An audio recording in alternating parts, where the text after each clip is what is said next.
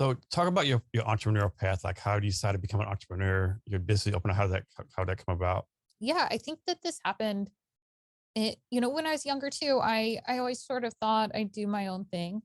I learned massage therapy and I had my own massage practice, a few of them actually. So I was familiar with getting business licenses, doing the local advertising, renting a location. And, one thing led to there. I started a t-shirt printing business, direct to garment DTG. And that was fun. I learned graphic design through doing that. I learned some web development because I had to make a website for the business and local networking. So that was a challenge. Ended up selling that business and I started a plant nursery also in Alaska. And also working with plants is like a hobby. I like bonsai and um, growing trees. But so with businesses, it's a way for us to have our independence, have freedom, and be able to use our life purpose, our mission here. What is our mission? What do we want to do? What's going to fill us up? And sometimes that's running a business. And for some of us, it takes leadership development. How do we work with other people? How do we communicate? How can we use our skills in a positive way to lift ourselves up and lift other people up?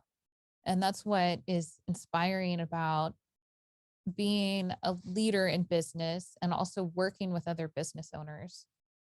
So far for you, what's been like a pro of being a business owner? What's been a con of being a business owner? The pros are you do have time flexibility.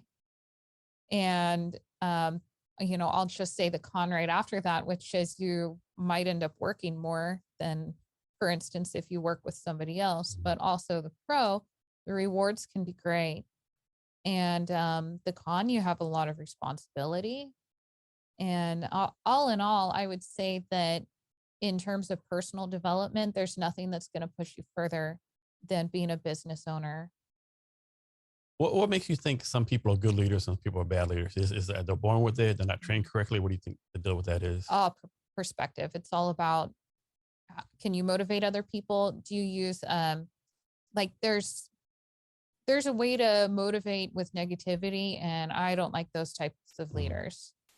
And just, when I hear that, I'm like, it's not encouraging. It's not gonna encourage me to be the better version of myself. And yeah, it's like things like that. They do get more done in the short term, but in the long term, it's not a good thing. Yeah. Yeah. I like the leaders who can encourage me to be the best version of myself and also push me in a way that's going to have me reach those limits that I wouldn't reach otherwise. So back to the list I found on LinkedIn. One of the things you have on there is start your day with a blank piece of paper. You talked about earlier about your journal is blank. What's the point of having a blank piece of paper each day? Yeah, it's like your open mind. Okay. So, well, when you get up in the morning, you write your to-do list. You don't want to write it on yesterday's to-do list, do you? No, you don't. That's a good point. And then randomly check in with people. Yeah, this is important. This is a part of sales, networking, and just being a good friend. Because sometimes how many contacts do you have in your phone?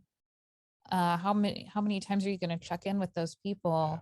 Yeah. I know I over 600 contacts in my phone personally, and I probably check in with everybody once a year. That's nice. So yeah, it's good to say hi. And sometimes you don't know who's having a hard day, and sometimes your hello is going to lift them up. Yeah, you're right. That's so important. Like, you never know. They say, how you doing? And then they brighten up the day, right? Yeah. It's important to be there for one another. So next, talk about your company you're currently with. And how do you say it again? Sahasrara. Now, you're the CMO for them, correct? I am. Yes, I do marketing. And you co-founded the company. I did, yes. And that started back in, I think, 2020? Yes. So back 3 years ago, I started talking with my business partner, Rafi, Mhm. and we became good friends. And he's in Bangladesh, and we're both at this place in our life. What are we gonna do? How are we gonna make it? I was looking for job stability Mhm. too. And so I remember there's some times where he was kind of down. I was like, look at the opportunities in life and have a good attitude, and then good things will come to you, stuff like that. And he did the same thing for me Mhm. too. And we, maybe it was a year later, so 2 years ago, we started working together and did some data entry projects and some research, internet research, and it grew from there. And he inspired me. He said, "I want to help you grow Lighten," Mhm. and he shared about Sahasrara, which he shared before, but this time I got it.